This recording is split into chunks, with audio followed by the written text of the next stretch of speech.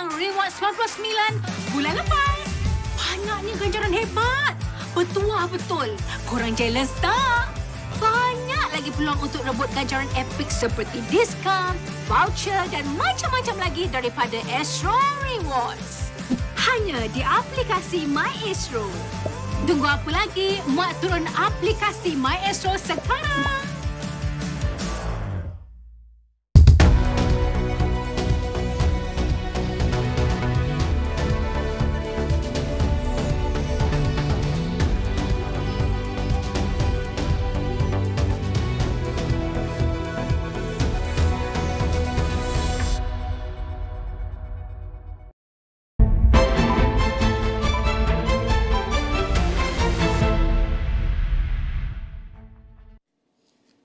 Assalamualaikum, salam hormat, anda menyaksikan Niaga AWANI bersama saya Haris Ashraf Hasnan, dan untuk waktu ini kita nak memberi fokus tumpuan terutamanya apa yang diumumkan oleh Maida semalam berkait dengan prestasi pelaburan Malaysia bagi suku pertama 2023.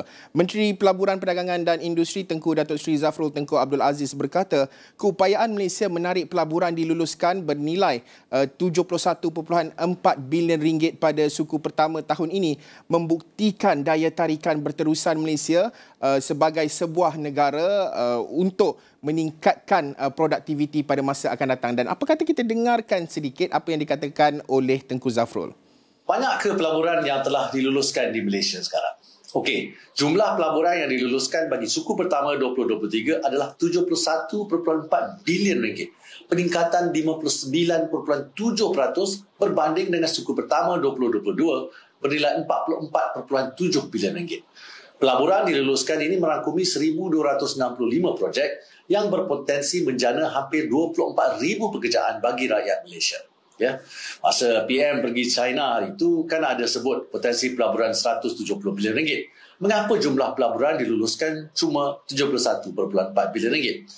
Nak bagi senang faham macam inilah ya. Potensi pelaburan tu macam merisik. Keluarga lelaki memang nak sangat meminang anak dari kita. Kelulusan pelaburan tu pula macam meminang. Baru masuk secara formal dengan putuskan hantaran dan mas kahwin. Bila pelaburan tu masuk, itulah baru betul sah jadi suami isteri. Macam itulah flow-nya ya. Potensi dulu, lepas tu lulus, akhir sekali realisasi. Jadi potensi pelaburan 170 bilion ringgit itu bukan sekaligus akan diluluskan. Ada yang masuk dalam suku pertama, ada yang masuk dalam suku kedua, dan mungkin juga suku ketiga dan keempat.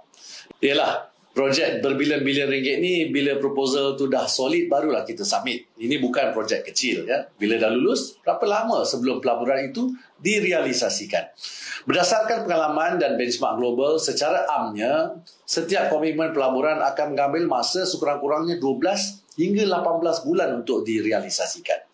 Tempoh pelaksanaan pelaburan tersebut juga tertakluk kepada jenis pelaburan, terutamanya yang melibatkan pembinaan infrastruktur fizikal.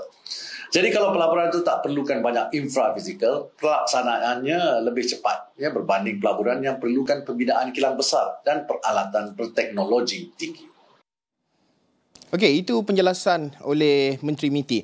Ini antara data-data penting yang dikeluarkan oleh Maida semalam berkait dengan pelaburan. Dengan jumlah keseluruhan pelaburan yang diluluskan adalah 71.4 bilion ringgit, dan kalau kita telitikan, pelaburan langsung asing FDI merekodkan 37.5 bilion merangkumi 52.5%, manakala DDI pula pelaburan langsung domestik adalah sekitar 33.9 bilion ringgit, 47.5%. Dan kalau kita telitikan melihat kepada angka melibatkan projek terutamanya, projek sekitar 1,265 projek ini untuk suku pertama sahaja 1,265, dan kalau kita telitikan ianya akan mencipta sekitar 23,977 pekerjaan baharu menerusi pelaburan 71.4 bilion ringgit ini. Okey, antara perkara penting yang perlu kita telitikan adalah di mana pelaburan ini akan dilakukan ataupun akan dilaksanakan.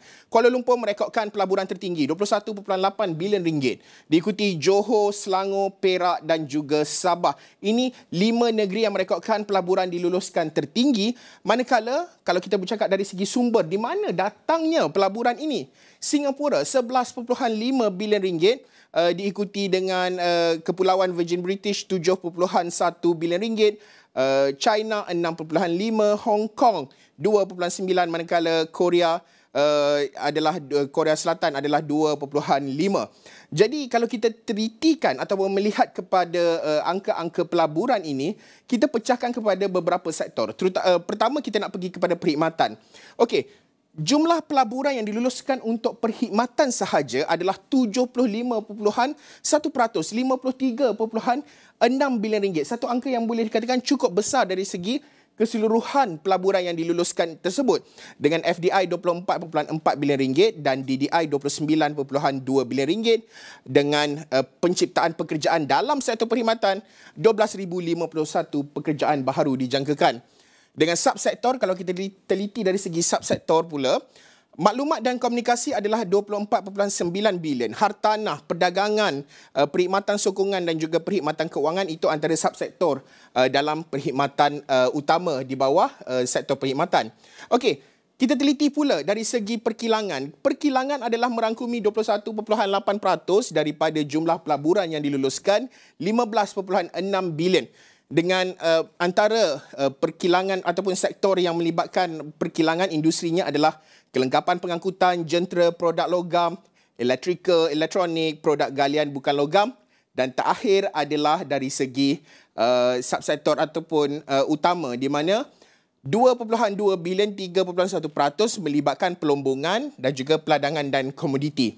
Ini antara perkara-perkara yang perlu kita telitikan, merangkumi ataupun nak melihat kepada apa yang diumumkan oleh MIDA semalam. Jadi untuk mengulas lanjut, Profesor Dr. Sufian Yusof bersama dengan saya pada ketika ini menerusi Google Meet. Assalamualaikum, Prof. Waalaikumsalam, apa khabar? Khabar baik, Alhamdulillah. Okey, reaksi awal, Prof, melihat kepada pengumuman prestasi perdagangan ataupun pelaburan, prestasi pelaburan bagi suku pertama tahun 2023 yang diumumkan oleh MIDA semalam. Reaksi awal, Prof. Saya ingin mengucapkan tahniah kepada MIDA dan juga MITI kerana berjaya menarik pelaburan yang diluluskan yang agak tinggi dibandingkan dengan tahun 2022. Dan kalau kita lihat, jumlah ini memang memberangsangkan kerana keseluruhan tahun 2021, data daripada UNCTAD ataupun United Nations Conference of Trade and Development menunjukkan jumlah pelaburan net iaitu sebanyak lebih kurang 12 bilion US dollars ataupun lebih kurang 60 bilion ringgit pada tahun 2021. Jadi kalau kita lihat dengan data yang baru ini, menunjukkan bahawa Malaysia telah pun kembali ke jalan sebelum ini, iaitu menjadi salah satu daripada tumpuan pelabur, bukan sahaja pelabur antarabangsa tetapi juga pelabur tempatan, yang menunjukkan peningkatan kepada lebih daripada 40% daripada jumlah pelaburan yang diluluskan. Jadi ini adalah menunjukkan satu peningkatan dan juga menunjukkan bahawa Malaysia akan kembali kepada landasan sebelum ini, iaitu menjadi salah satu pusat tumpuan pelaburan antarabangsa, bukan sekadar di ASEAN tetapi juga di dunia.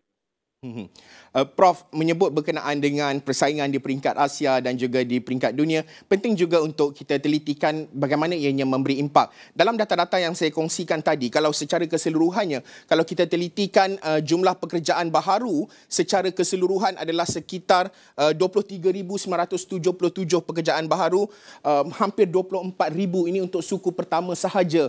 Bagaimana ianya perlu diterjemahkan? Adakah ini akan memberi satu impak yang cukup besar kepada rakyat, dan mungkin boleh bantu kita untuk faham, kerana pelaburan ini ianya bukanlah untuk tempoh ataupun ianya impaknya akan dirasai dalam keadaan serta-merta. Mungkin Prof boleh bantu untuk kita faham berkenaan dengan perkara ini. Okey, yang pertama, kalau kita lihat data, lebih daripada 70% data yang Haris tunjukkan tadi ialah dalam bidang perkhidmatan. Jadi ini menunjukkan bahawa kita berada di landasan untuk menjadi negara berpendapatan tinggi dan negara maju. Sekiranya perkhidmatan itu merupakan perkhidmatan yang berdaya tinggi. Dan ini adalah konsisten dengan data daripada negara pendapatan tinggi dan negara maju yang lain. di mana perkhidmatan selalunya menawarkan lebih daripada 50% ataupun 60% daripada jumlah pelaburan. Yang pertama. Yang kedua, peningkatan peluang pekerjaan sebanyak lebih pada 22,000. Ini juga menunjukkan bahawa peluang pekerjaan yang akan ditawarkan akan meningkat dan ini akan membantu khususnya memberikan peluang pekerjaan kepada golongan graduan yang meninggalkan universiti yang pada suatu masa menghadapi masalah untuk mendapatkan pekerjaan. Jadi dengan peluang-peluang pekerjaan yang lebih luas ini, maka kita akan dapat menyelesaikan masalah graduan yang kadang-kadang sehingga 10 atau 15% tidak mendapat pekerjaan dalam masa 6 bulan daripada tarikh mereka bergraduasi. Yang ketiga, kita perlu lihat bahawa dalam keadaan sekarang ini pun jumlah pengangguran di Malaysia adalah kurang daripada 3.5%. Dan ini menunjukkan bahawa negara pada masa ini telah pun berada dalam keadaan zero unemployment mengikut standard antarabangsa. Jadi kita melihat bahawa peluang pekerjaan ini akan terus dibina dan pada masa yang sama akan meningkatkan pendapatan dan apabila pekerjaan dan juga pelaburan banyak masuk dan dibawa, maka pendapatan negara juga akan meningkat. Dan secara tidak langsung kalau kita bincangkan sebelum ini, setiap ringgit yang dilaburkan akan membawa 6 ringgit yang lain. Jadi dia ada multiplier effect, iaitu 6. Setiap ringgit yang dilaburkan akan membawa 6 ringgit yang lain. Jadi kalau kita lihat jumlah pelaburan pada sekarang ini katalah 70 bilion, maka kita akan melihat kepada 420 bilion multiplier effect kepada ekonomi negara. Prof, penting juga untuk kita telitikan dalam perbincangan ini adalah berkait dengan fasilitasi kerana Maida dalam kenyataan medianya semalam adalah menyatakan bahawa Miti Menerusi Maida akan berusaha untuk menggalakkan lagi pelaburan di negara ini. Apa bentuk fasilitasi, apa bentuk sokongan yang mungkin boleh diberi tumpuan oleh kerajaan dalam usaha untuk kita memastikan pada suku-suku akan datang dan juga tahun penuh 2023 ini terutamanya kita mampu menarik lebih banyak lagi pelaburan, terutama dalam bentuk pelaburan langsung asing dan tidak ketinggalan di peringkat DDI juga, Prof. Okey, untuk setiap pelaburan dia akan makan masa sebenarnya untuk dilaksanakan. Contohnya kalau kita dapat kelulusan daripada Maida hari ini, maka projek itu akan bermula pada hari ini dan mungkin akan mengambil masa dalam 18 hingga 24 bulan kalau sekiranya melibatkan penghilangan ataupun melibatkan sektor perkhidmatan mungkin lebih cepat, mungkin dalam masa 1 tahun. Okey, apakah fasilitasi yang perlu diberikan? Sekarang ini Malaysia merupakan antara negara yang memberi fasilitasi pelaburan yang menarik. Contohnya di peringkat persekutuan, di peringkat kerajaan persekutuan kita ada insentif yang diberikan. Kemudian ada juga kemudahan nasihat yang diberikan oleh Maida kepada pelabur-pelabur. Bukan sekadar insentif kewangan tetapi juga khidmat nasihat bagaimana ingin melaksanakan, mencari lokasi yang sesuai, mengadakan perbincangan dengan pembekal gas, elektrik, air dan berbagai-bagai infrastruktur lain. Itu di peringkat persekutuan. Kemudian di peringkat negeri perlu ada fasilitasi yang baik, contohnya untuk mendapatkan tapak kilang, mendapatkan khidmat yang diberikan oleh pihak kerajaan negeri seperti air, gas dan jalan raya, dan juga memberikan kemudahan mempercepatkan proses kebenaran merancang contohnya. Dan saya rasa ada juga jabatan-jabatan lain yang terlibat yang jarang didengar, contohnya Jabatan Alam Sekitar dalam meluluskan Environmental Impact Assessment. Jadi ini saya lihat dari pengalaman saya, koordinasi yang dilaksanakan oleh Maida di peringkat persekutuan dengan kerajaan negeri dan juga badan-badan koridor dan jabatan-jabatan kerajaan lain amat baik. kerana mereka tahu bahawa pelaburan ini perlu dilaksanakan dengan baik dan mereka memberikan perkhidmatan yang kita panggil investor friendly dibandingkan dengan beberapa negara lain di ASEAN. Jadi saya rasa perkhidmatan fasilitasi pelaburan ada beberapa area yang mungkin kita boleh tambah baik. Seperti mengenal pasti tapak perindustrian, mempercepatkan bekalan gas ataupun memudah cara bekalan air. Jadi perkara-perkara tersebut mungkin boleh lebih diperhalusi supaya pelabur bukan sekadar pergi kepada negeri ataupun kawasan yang telah maju. Kalau kita lihat tadi, banyak pelaburan yang datang ke Lembah Kelang. Tapi kita ingin pelaburan ini pergi ke negeri-negeri yang tidak banyak mendapat pelaburan langsung asing dan tempatan seperti di Pantai Timur, Terengganu, Kelantan dan Pahang dan kawasan-kawasan di Sabah dan Sarawak supaya mereka juga mendapat manfaat daripada pelaburan-pelaburan yang dibawa masuk. Jadi fasilitasi pelaburan ini perlu diperkembangkan ke negeri-negeri yang kurang mendapat pelaburan dan mungkin boleh dipertingkatkan fasilitasi dan juga insentif yang diberikan supaya pelabur pergi ke negeri-negeri tersebut. Kalau tidak, tumpuan akan berlaku kepada kawasan Pulau Pinang, Lembah Kelang dan juga Johor, dan ini akan mungkin meningkatkan migrasi dalaman. Jadi kita nak memberi peluang pekerjaan kepada penduduk-penduduk di kawasan lain supaya mereka tidak perlu bertumpu dan datang ke Lembah Kelang, Pulau Pinang ataupun Johor. Ya, sudah tentu angka yang dikeluarkan oleh Maida semalam sedikit sebanyak memberangsangkan apabila Sabah antara 5 negeri yang mendapat limpahan daripada pelaburan ini. Ini cukup baik terutamanya dari segi infrastruktur dan sebagainya. Kita tahu keadaan di negeri Sabah. Tetapi itu cerita di peringkat domestik, dalaman. Geopolitik kita tidak boleh lupakan, Prof. Kita nampak bahawa pelaburan boleh dikatakan dari China juga tinggi dengan komitmen hasil daripada lawatan Perdana Menteri Datuk Seri Anwar Ibrahim sebelum ini ke China. Namun pada masa sama hubungan itu perlu ada isu melibatkan ada yang mempersoal dari segi hubungan di antara Malaysia dan juga China. Tetapi Malaysia sebagai sebuah negara terbuka, bagaimana Prof nak memastikan bahawa Malaysia ini kekal kompetitif, tidak bermusuhan dengan mana-mana negara, terutamanya dalam usaha kita untuk meraih lebih banyak pelaburan, tidak kira dari mana-mana negara maupun China ataupun Amerika Syarikat maupun negara-negara yang lain, Prof? Okey, kalau kita lihat, Malaysia adalah sebuah negara yang berkecuali. Jadi kita tidak ada ambil masuk di mana-mana negara sebab menyokong mana-mana negara tertentu.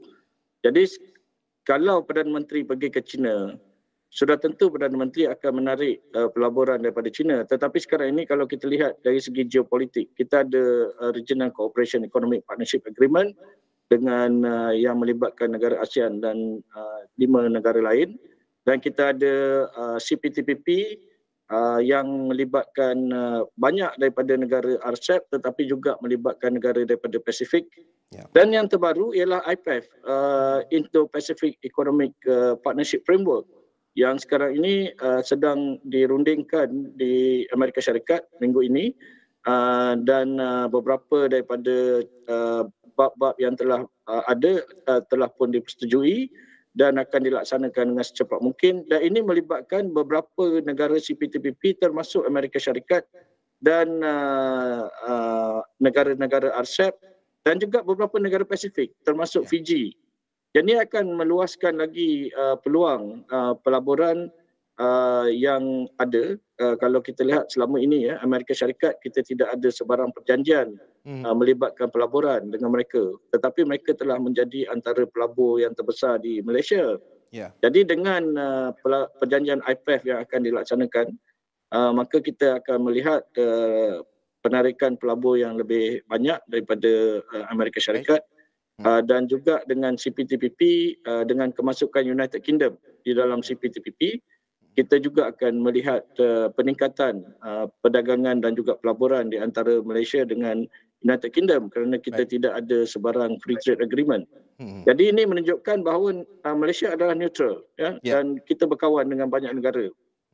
Okey. Prof, sudah tentu banyak perkara yang boleh kita perincikan dan kita mengharapkan usaha MITI menerusi MIDA dan juga agensi-agensi kementerian yang lain juga mampu untuk menarik lebih banyak pelaburan dalam negara ini sekaligus memberi limpahan terutamanya dalam menyediakan peluang pekerjaan yang lebih tinggi, lebih banyak kepada rakyat di negara ini. Terima kasih Profesor Dr. Sufian Jusuf, Pengarah Institut Kajian Malaysia dan Antarabangsa IKMAS UKM. Baik, Niaga Awani, kita nak berhenti rehat seketika. Kita akan bersambung semula selepas ini.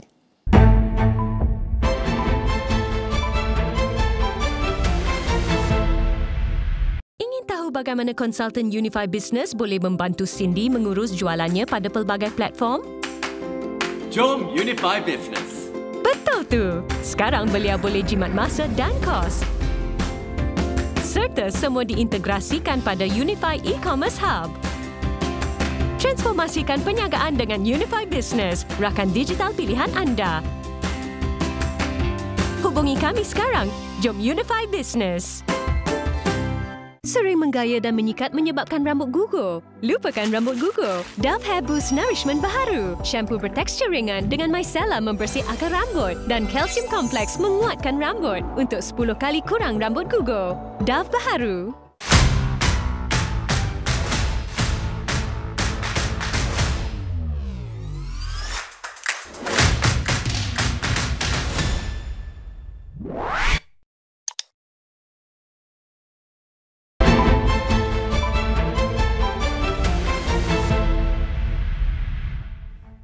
Bertemu kembali. Permodalan Nasional Berhad PNB mengumumkan pelantikan Raja Tan Sri Arsyad Raja Tun Uda sebagai pengerusi kumpulan PNB berkat kuasa 1 Jun 2023. PNB menerusi kenyataan pada Rabu menyatakan kepimpinan bekas pengarah Maxis Berhad dan Khazanah Nasional Berhad itu dinantikan seiring pelaksanaan Pelan Strategik PNB.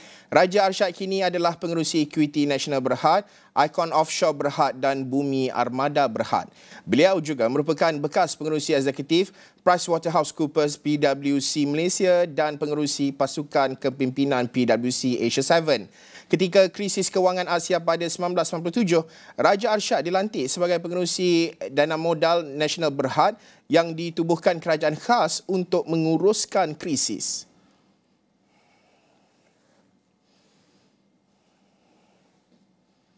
Program Sekolah Kerjaya merupakan inisiatif untuk memperkasakan bidang TVET terhadap belia sekolah. Setiausaha Agung Pertubuhan Kebangsaan Pekerja Berkemahiran PKPB, Muhammad Rizan Hassan berkata, pakar industri akan turun ke lapangan bagi berkongsi pendedahan. Meskipun individu tidak mempunyai kelayakan akademik, program berkenaan katanya mampu menyerlahkan bakat dan potensi golongan tersebut. PKPB menyasarkan 50 buah sekolah dengan pelibatan 25,000 pelajar sekolah menengah dari tingkatan 3 hingga 5.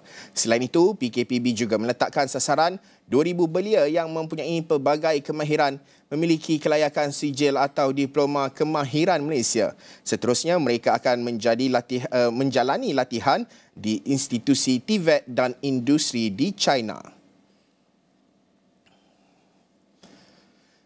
Kementerian Perdagangan Dalam Negeri dan Kos Sara Hidup KPDN sasar untuk menubuhkan konsortium Rahmah dalam tempoh 3 bulan dari sekarang. Menterinya Datuk Seri Salahuddin Ayub memberitahu ia bagi mewujudkan lebih banyak inisiatif di bawah payung Rahmah. Menjayakan sebab menu Rahmah ini di bawah payung inisiatif Rahmah.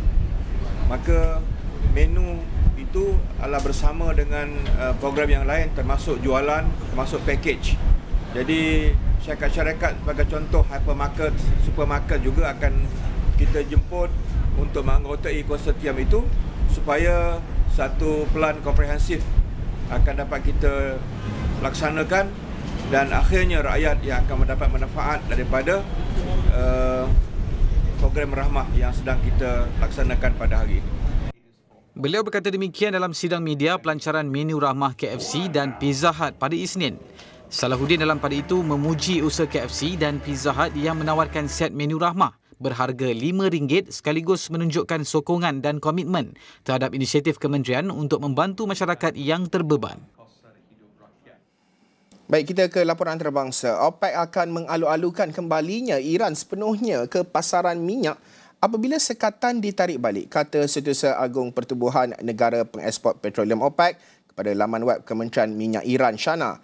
Iran merupakan ahli OPEC walaupun ekspor minyaknya tertakluk kepada sekatan Amerika Syarikat yang bertujuan untuk menyekat program nuklear Tehran.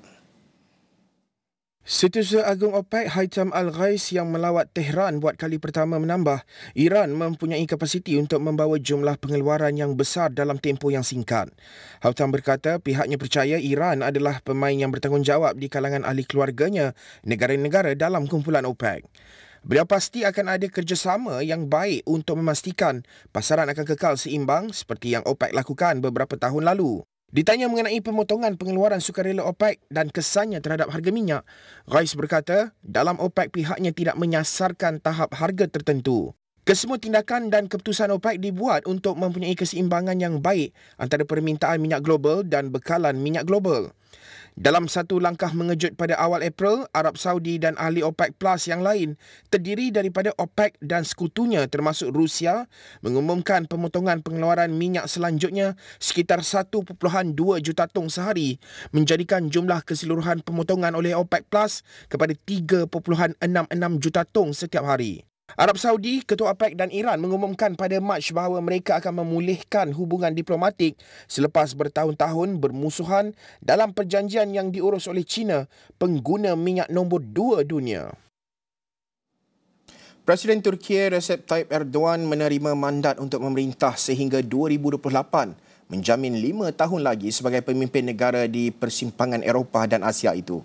Bagaimanapun, beliau kini perlu berdepan dengan inflasi yang memburuk dan membina semula ekonomi selepas tragedi gempa bumi yang mengorbankan lebih 50,000 nyawa. Erdogan memperoleh lebih daripada 52% undian dalam pemilihan presiden Ahad lalu, 2 minggu selepas beliau gagal mencatatkan kemenangan langsung pada pusingan pertama. Dalam ucapan kemenangannya, Erdogan memberitahu puluhan ribu penyokongnya yang bersorak bahawa mereka akan melihat penurunan kadar inflasi. Yaparsak yine biz yaparız.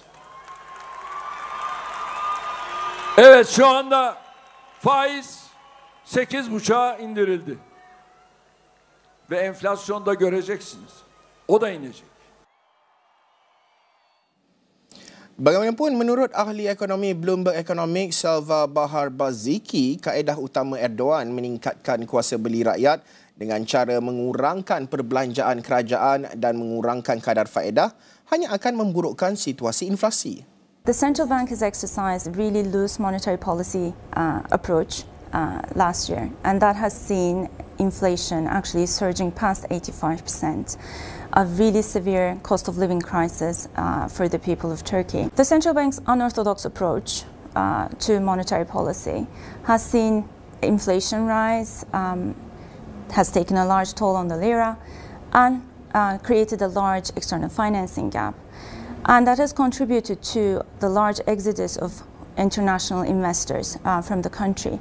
Now that stands in stark contrast to the size of the economy, which is on the brink of becoming a $1 trillion economy. So we think that a return to more orthodox policies, a return to normalcy in the policy framework could actually reverse that exit in the future. The central bank's loose policies, together with expansionary fiscal standing, and that includes pre-election stimulus as well as the necessary spending that the government had to do on quake relief and also rebuilding, is going to feed into inflationary pressures. The central bank sees inflation at around 22% by the end of the year. We estimate it more close to 43%.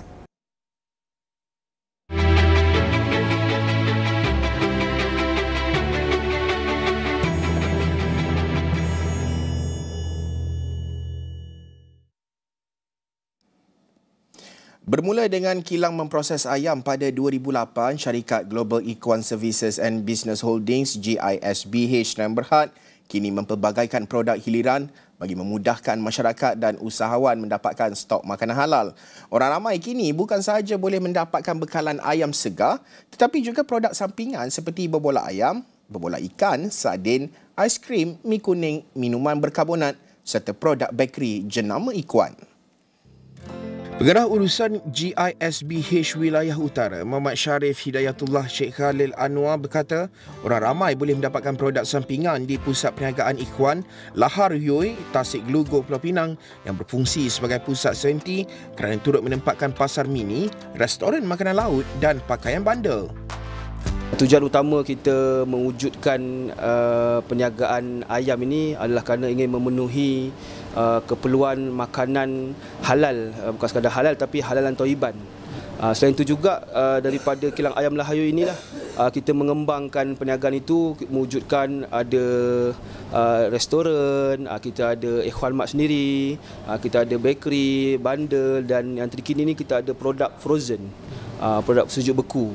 Kan, antaranya kita ada fish cake, fish ball, kita ada berbola, salad ayam kan. Itu juga dengan lain-lain produk lah yang kita cuba usahakan. Ketika ini lebih 20 produk makanan jenama ikhwan dihasilkan dan boleh diperolehi di kebanyakan pasar mini serta kedai runcit di kawasan utara. Menurut Muhammad Sharif, pihaknya turut memanfaatkan media sosial untuk mempromosi produk jenama ikhwan selari dengan perkembangan dunia perniagaan di alaf baharu.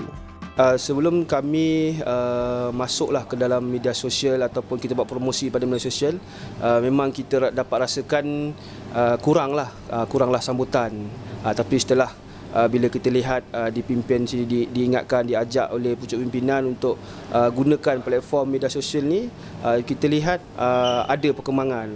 Khususnya masyarakat setempat dah mula kenal lah, dah mulalah telefon untuk order dan kami pun seronok sebab dapat berkhidmat pada manusia lain, dapat bagi perkhidmatan yang terbaik lah.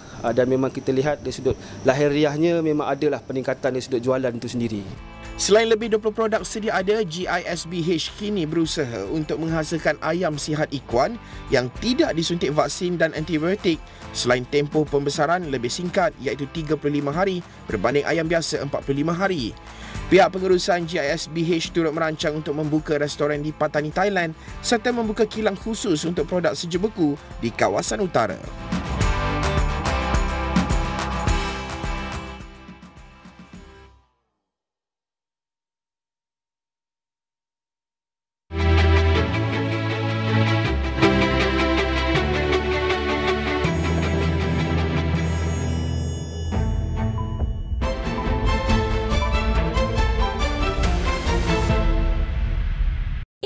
Bagaimana konsultan Unify Business boleh membantu Cindy mengurus jualannya pada pelbagai platform? Jom Unify Business. Betul tu. Sekarang belia boleh jimat masa dan kos. Serta semua diintegrasikan pada Unify E-Commerce Hub. Transformasikan perniagaan dengan Unify Business, rakan digital pilihan anda. Hubungi kami sekarang. Jom Unify Business. Bagaimana permainan tadi? Bagus, tapi rambut tak bermaya dan nipis. Nak potong tak? Biarlah panjang. Sunsilk Strong and Long Baharu. Dengan biotin dan aloe vera. Menyemburkan dan menguatkan dari akar ke hujung. Biarkan rambut kuat dan panjang. Sunsilk.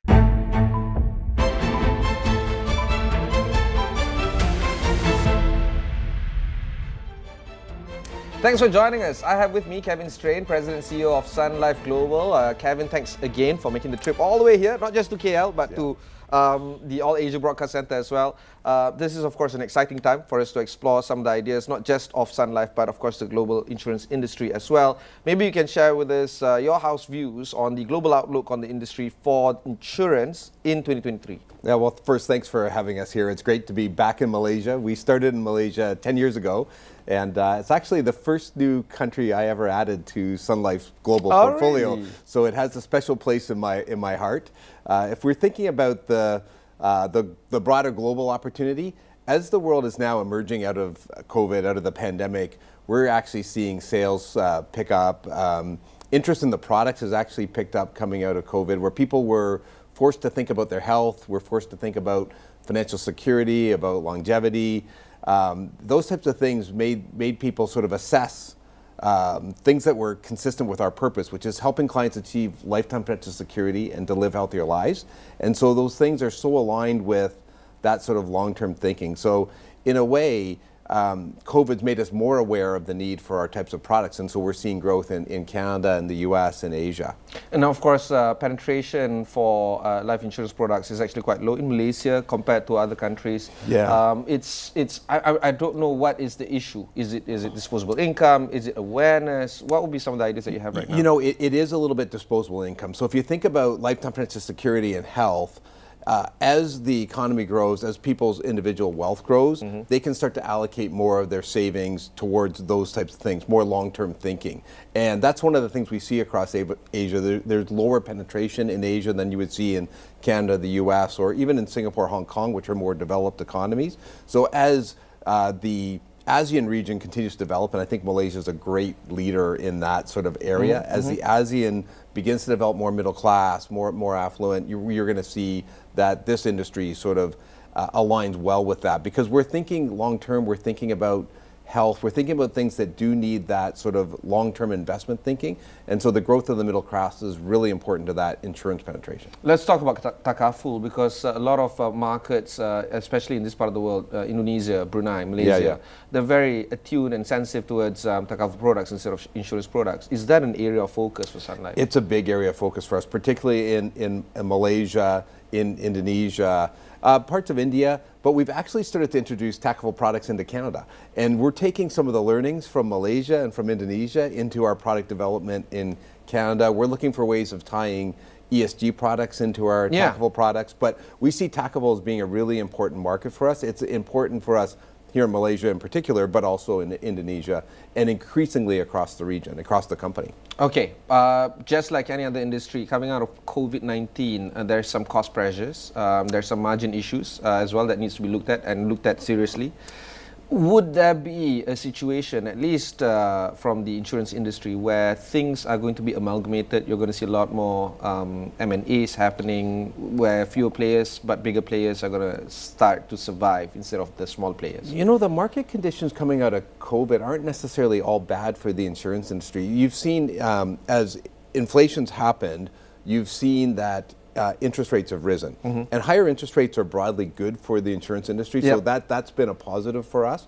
And even the inflationary pressures, what that does for a lot of our businesses, it creates higher salaries for people, because inflation creates higher salaries. That creates actually more demand for our products. So the current environment isn't necessarily a bad thing for the insurance industry. Higher interest rates, a little bit of inflation, and in fact, I would argue that where we're at today is a much more normal place, where interest rates are maybe in the, globally I'm talking, because it's different by country of course, but in the 4 to 5% sort of interest rates.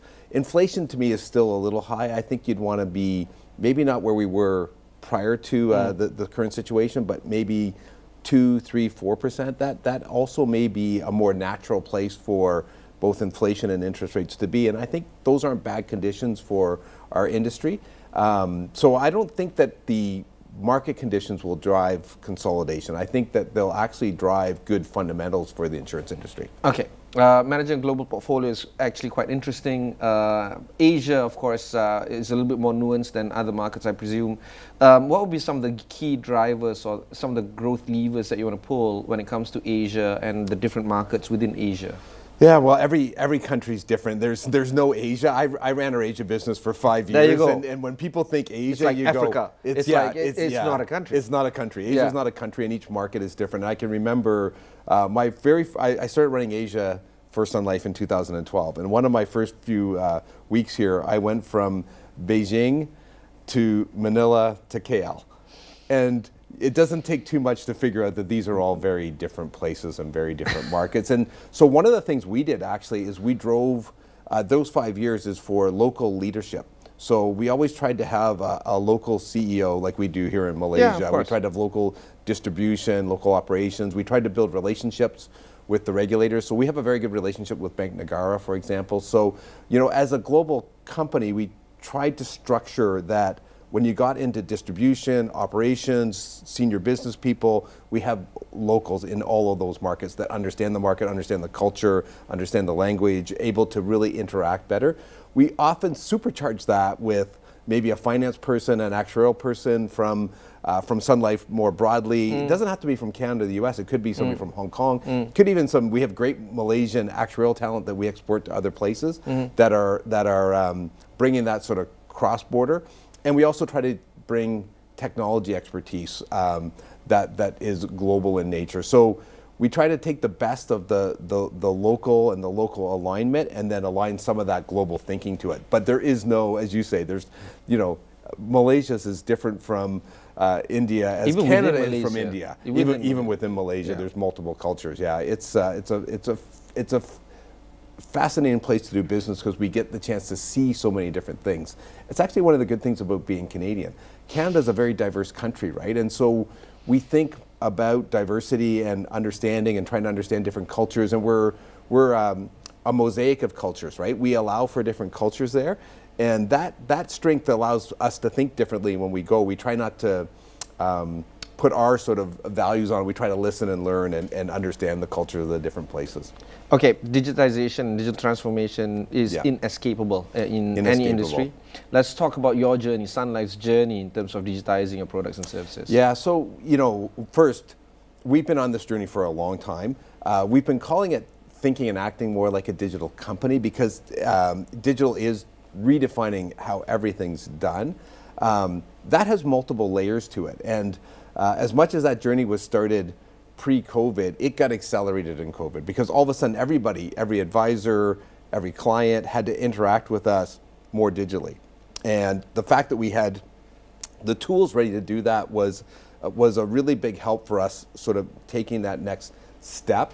Prior to COVID, none of the regulators in Asia or in Canada, in fact, would allow for an electronic signature on an application. Yep. It had to be a wet signature. Yep. COVID's forced the regulators to think differently, companies to think differently, and that was a good accelerator for adoption of what we were doing digitally, adoption of the digital tools. So it was happening pre-COVID, accelerated by COVID, and then more recently, we've been changing how we operate to operate more like a digital company. And that's been three sort of key things to that. The first is foundationally modernizing our technology. And 5 years ago, none of our computing was on the cloud. Today, over half of our computing is on the cloud, which allows for more data analysis, and those types of things. So modernizing the technology stack. The second thing was working in a more agile environment where we've asked IT and business to work more closely together, smaller deliverables closer to the client, more test and learn. That agile thinking has been really important to our sort of next step. And then the third step was thinking more about client journeys and how do the clients want to interact with us digitally. And you know, sometimes what we found is clients want to choose. Do they want to, sometimes they want to be face-to-face because they have deep sort of financial things. Sometimes they want to work voice. That's also fine. And sometimes they want to work digitally. So, absolutely. Yeah, so being ready to work in all three matters has been really important to us. But that sort of overall concept of thinking and acting more like a digital company has been driving our growth in that area. You're the second insurance player to come on this show, Sid, where you do talking about how regulators are now a little bit more open to accepting these kind of ideas, including replacing wet signature versus online signature. And in Islamic will writing, for instance, you need to have 2 or 1 at least witness on the will writing. Everything is done digitally. This wouldn't have happened, at least from that person's perspective. Regulators would not be more open to this idea if something like COVID, as sad as it is, did not take place. This precipitates changes towards digital adoption, but before anybody can actually settle down on this, now there's an advent of AI, automation, ChatGPT. Quite literally, the guest before you were talking at length about how AI and automation and how this is going to change or revolutionize the way we do things moving forward. How has ChatGPT or the arrival of AI at the advent of it is going to impact your digitization process? Yeah, so we're in early stages of course, this generative AI sort of evolution, and kind of like I was saying earlier that 5 years ago we had nothing in the cloud and today it's over 50%. I think generative AI is going to be on the scene quickly as well. We're taking a cautious approach a little bit because there's a lot of cybersecurity, privacy concerns, cultural concerns about how AI will work with different things. I was struck by an example of, I'm speaking at an InsurTech conference in New York City in a couple of weeks, and the guy who's organizing the InsurTech conference had used an AI program, a generative AI program, to build a profile of one of the speakers. Okay. Well, the generative AI made up a quote. It wasn't really his quote. And so they didn't find that till after they'd published it, and the guy phoned up and said, hey, this is not my quote. Mine. So I think you have to be careful. So I think generative AI is going to be transformative, but it's still in early stages. So we're doing some test and learn. So first, we are using it a little bit for some of the programming. So if you think about programmers, you can use it to accelerate, but somebody needs to be able to oversee that and sort of incorporate it in so it can make programming more quickly.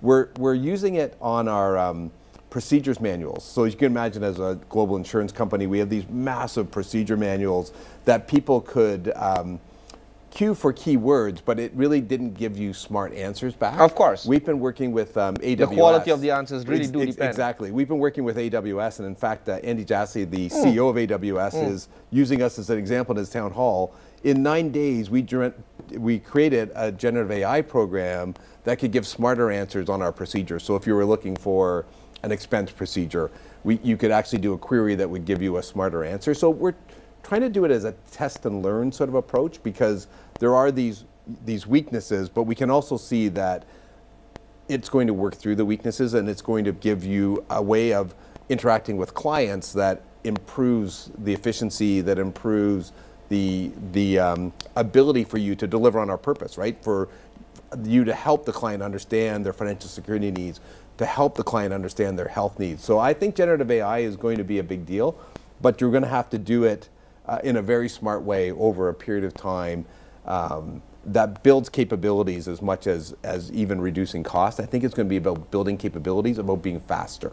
The reality is that while you have a plan in place and a structure in place on trying to see how generative AI can actually improve your business, it sounds a lot like you're really stumbling across the things that needs to be done, because quite frankly, nobody has gone through this journey yourself. Yes. Does that sound like... It's test and learn, it's agile. Back to that thinking of doing things differently, it's finding small problems that are close to the client and using this to solve those problems, learning from it, and then taking the next step. And I think it'll be a out of curiosity, how are you structuring your own internal organization? Because previously you can just dump it to the CTO or the CIO and then, you know, that's a great... come back to me every month. And I don't think that can be done anymore. That's a great question. So I've actually charged 2 people to lead this work for me. The first is our head of IT, Laura Money, and she's the global head of IT. And there's certainly a big technology aspect to this. But we've brought on a chief client innovation officer, a guy named Chris Wei. And Chris is based here in Singapore, or based in Singapore. And it's okay, yeah. Singapore and Malaysia. Yeah, sorry, it's close. Yeah, wink, of course. wink. Remember where I am. Yeah. So but he's based in Singapore. And Chris is bringing that client focus to it. So we're combining the business focus and the IT focus together.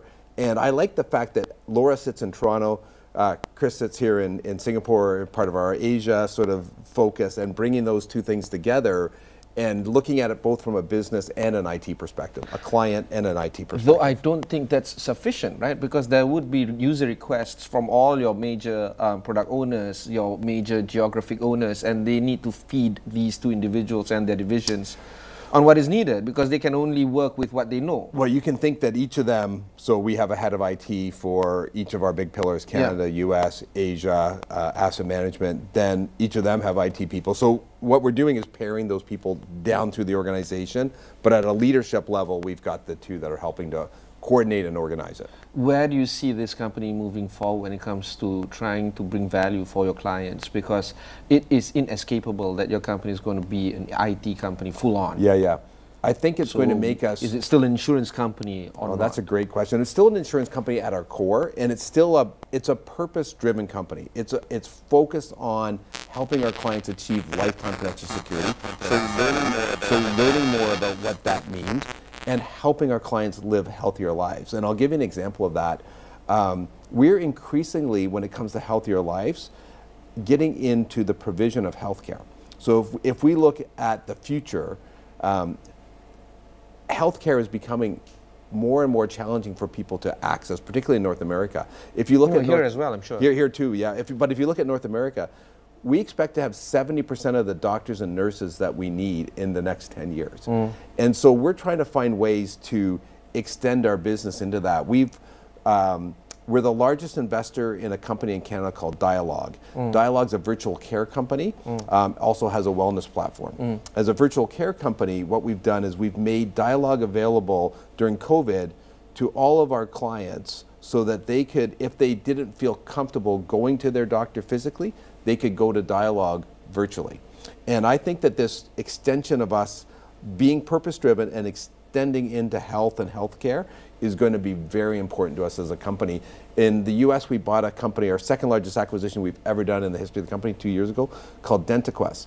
DentaQuest has close to 100 dental practices in the United States, and we see this as a potentially growing area. So extending into healthcare. And in Hong Kong, we own a digital insurance company called Bowtie, our own 40 some odd percentage of Bowtie. And Bowtie's now opened a clinic in Hong Kong where you can go into the clinic, you can meet a Chinese medicine doctor, get some acupuncture, you can do a wellness assessment, blood work done, you can get vaccines, they have a small pharmacy. So this concept of taking our vision of helping people live healthier lives and extending it into navigation of care, provision of care, and past the typical insurance industry, which was just benefits payment. It seems like everybody inside Sun Life needs to get on with the digitization program. It goes without saying that while you guys are experts in your respective fields, either in traditional Chinese medicine, like the company that you just acquired, or at least have a 40% ownership, or the dental company that you acquired in North America, if people are not really going to get on board with the technology program right now, it seems like you might be on the losing end of things. How are you evangelizing this, or at least instilling this idea that everybody must get involved in digitizing themselves, get a little bit more acquainted with generative AI?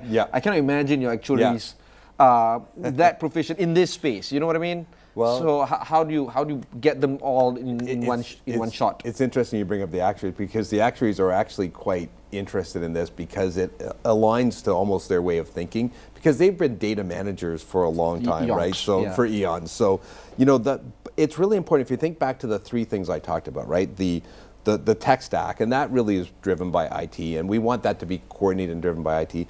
But the agile working and the client focus.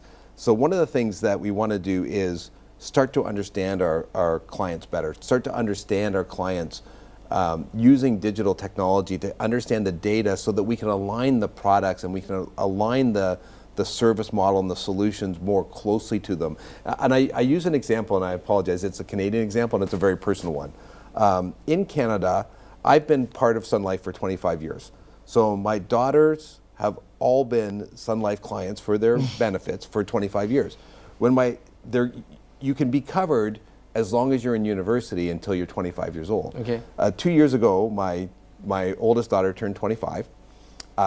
She had a job. She'd had her master's degree at University of Toronto, and she phoned me up one day and she said, "Dad, I'm at one of the banks in Canada and I'm buying a retirement plan, but I don't know what investments to go into. Can you tell me?" And I'm thinking, how did my daughter end up at a bank? We do that, right? And what happened was, we didn't understand her as a person. No. We just understood that we paid her dental claim, or we paid her pharmaceutical claim. Yeah, so you're not part of the customer journey. Right. At all. So that is the change. We have to get people thinking about clients and what they're going through, and using that data, using that digital footprint to make them friends. Digital friends, right? To understand them better, to understand their needs, and then drive that through. So generative AI can solve this. Generative AI can help do some of it. But people thinking differently, and people thinking more about client journeys. In the past, the insurance industry relied on distributors to do that. Not in the past, I think currently at least probably in currently well, too, you're not wrong. But increasingly we need to power those distribution partners with this digital understanding. Because I don't think they would know that this is the thing that they need to know. Get it?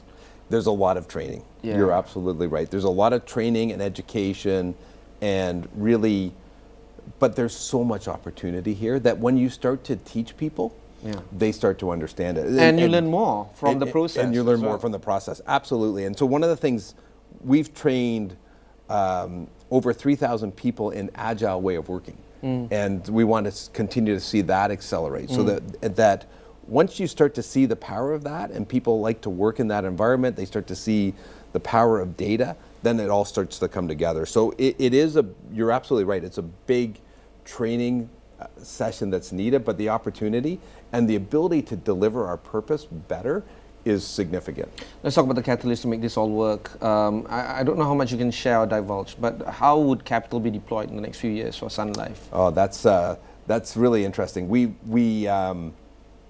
prioritize first organic growth, and so we try to find where our business is growing most quickly organically. And we're really lucky that Canada is a foundational business for us. We've been in business there 150 years, but it's still growing 6 to 8%. The US has been growing close to 10%, fueled a little bit by inorganic, but also organic. And Asia's been growing over 15% a year. And so Asia's a big priority for us of investing in that growth, investing organically into that growth. But we've also done some significant bank assurance transactions in the past 3 years in Asia. We did 2 in Vietnam. We upped our agreement in Indonesia with CIMB, CIMB Niaga there, and we just announced a bank assurance transaction with a bank called Dosing in Hong Kong. So we're trying to, we see Asia as growing significantly organically, and then we're trying to supercharge that with some bank assurance deals and those types of things. So Asia is a big part of our growth engine, a big part of how we think about growth. And Malaysia has a special part in our heart because CIMB Niaga is our biggest, or CIMB here is our biggest partner, CIMB Niaga in Indonesia. We've got this regional relationship with CIMB, and they've been a great bank for us to work with that helps drive out that bank assurance side of our growth. Final question is on talent. What would be some of the ideas that you can share with us in terms of what kind of people do you want to work with you guys right now? Yeah, so we've been defining our culture, and we're just in the process of doing that. Collaboration is really important to us. Bringing your authentic self to work is really important to us. How we make decisions and aligning our decisions and accountability, and then empathy. Empathy, integrity, those are sort of the core values of the company. That spells care.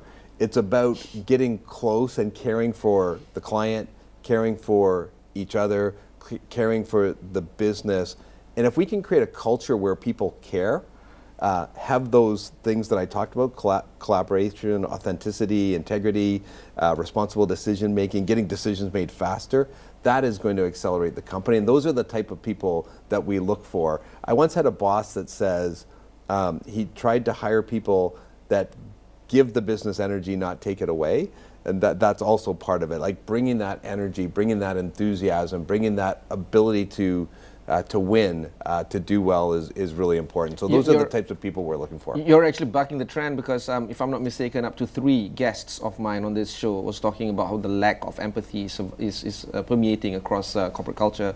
And this is exacerbated by the COVID-19 pandemic. People are working remotely. People are not necessarily empathetic towards each other and towards, I guess, it translates towards their clients as well. You know what? I think it is... it's something that we've tried to incorporate into the culture, that we try to look for ways to support, so that people realize that we're all in this together to deliver on our purpose, right? So purpose, keeping that purpose front of mind, making sure that everybody who works at Sun Life understands that we're here to help our clients achieve lifetime pension security and live healthier lives, creating that alignment and creating that support model, and empathy and integrity are just so important to us being able to do that. So it's not easy, but it's something that we spend a lot of time on. Final comments before we conclude our conversation. It seems like you have your plate full now. Yeah, final comments. Oh, final comments for me. Yeah, so no, it's, well, first, it's great to have our 10th anniversary here in Malaysia. I always love coming back to KL. It's great to see the Sun Life brand growing here. We've got a great partnership with CIMB, and that's been really important to us, as I was saying, to bring bank assurance thoughts across Asia. We've got a great partnership with Khazanah. You've got a great regulator in Bank Negara here. So this has become a very important market for Sun Life, and so it's always a pleasure to come, to see the team, to see the energy of the team. We got to play a little bit of soccer yesterday. I got to watch the soccer in your studio on the way here. Football, yeah, it's Canadian still. Yeah. But it was, it's great to see the energy in Asia. So I always love coming back, and it's thanks for hosting me. And it's great, it's a pleasure having you on. This is a fantastic conversation. You are by far the most interesting insurance person I've had on the show. Well, thank you very much. Thanks for that. That was Kevin Strain, the president and CEO of Sun Life. You want to learn more, head off to Sun Life's website. You can also learn about their products and services across their partners in Asia as well as Indonesia. My name is Ibrahim Sani. Catch you in the next one.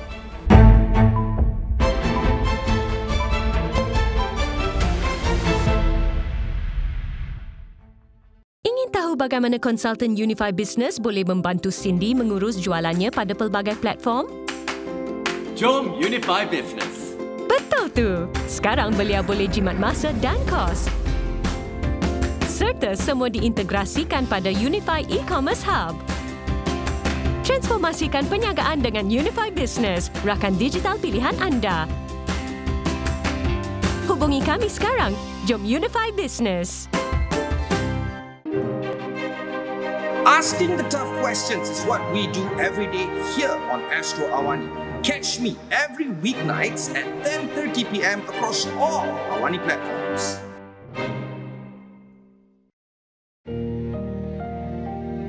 Aku memang suka sama Aina.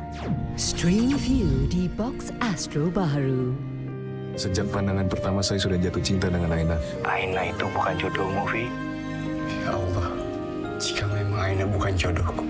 Ya Allah, berikan jalan terbaik menurutmu untukku, ya Allah. Naik taraf ke box Astro Baharu dan nikmati view premium secara percuma dengan kami. Ingin tahu bagaimana konsultan